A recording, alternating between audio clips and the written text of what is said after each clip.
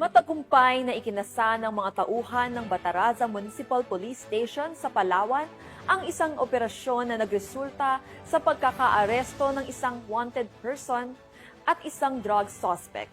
Yan ang tinutukan ni Patrolwoman Abigail Datu.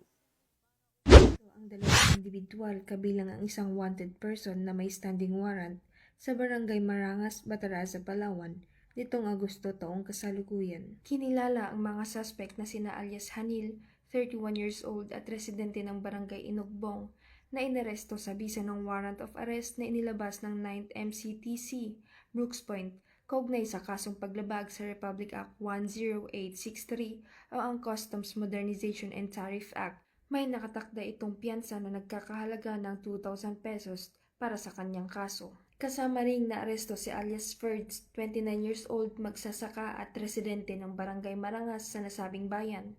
Matapos makitaan ng hindi lisensyadong caliber 22 na kargado ng isang live ammunition, 4 na live ammunition para sa caliber 22 rifle, 5 heat-sealed transparent plastic sachet na naglalaman ng white crystalline substance o shabu na may timbang na 3.16 grams kabilang ang marking tape na nagkakahalaga ng 9,000 pesos, isang black coin purse at isang black sling bag. Matapos nito, agad nakipagkoordinasyon ang mga grupo sa mga opisyal ng Barangay Marangas, Bataraza, Palawan para saksihan ang nakumpiskang mga ebidensya kay alias Ferds. Samantala, ang mga suspect at ang mga nakumpiskang ebidensya ay nasa kustodiya na ng Bataraza Municipal Police Station para sa kaukulang disposisyon at pagsasampa ng kaso.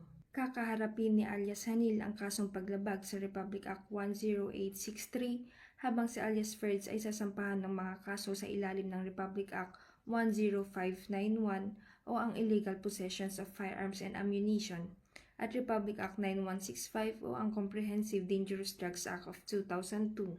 Mula dito sa Calapan City, Oriental Mindoro, ako po ang inyong Police News Network Correspondent, Patrolwoman Abigail B. Datu, alagad ng batas, taga-taguyod ng balita.